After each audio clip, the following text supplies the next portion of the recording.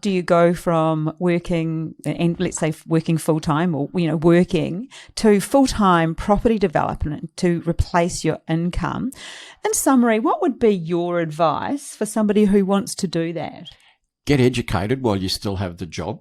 Definitely start your first project while you have a job, and maybe you want to go through that into a second one. Who knows? You don't have to. There's no set rules about it. But time your transition. If you're going to move out, maybe time it when the profit's coming in from a project. Let's say it was your second project and once you've done your second project, you want to transition across to property development, then time it when the income's coming in. So, it could be, your second one might be 3 townhouses, let's just say it was, and there might be, $450,000 coming in profit. Well, time it for around that point, because now you've suddenly got $450,000 landing in. And you've got time to spend it. Well, and you've got to pay tax, but I mean, that same thing with your job.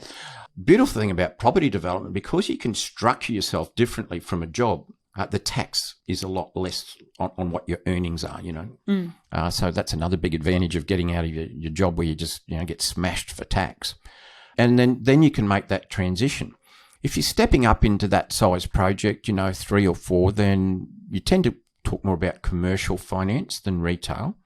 And with commercial finance, your income is less of an issue than it is when you're just financing through a retail bank. So you don't have the job, but there's commercial finance, there's commercial banks, there's non-banks, there's private equity. So there's lots of ways of financing things where that income isn't that requirement like it might have been when you first bought that little project, that house, And so that's it as well. And as you get going, I mean, you can think about things like joint ventures with money partners or loan partners as well. You can learn how to do that.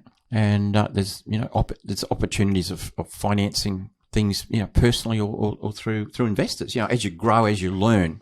And when you say about, leaving your full-time job to take up property development full-time, you wouldn't be working full-time. I mean, even if you had 2 projects on the go, you might only be working, 10, 15 hours a week on average. I mean, during the construction phase of a 4 townhouse project, you're probably only putting in, as a developer, about 2 hours a week. The builder is putting in hours, and all the tradies are putting in huge hours.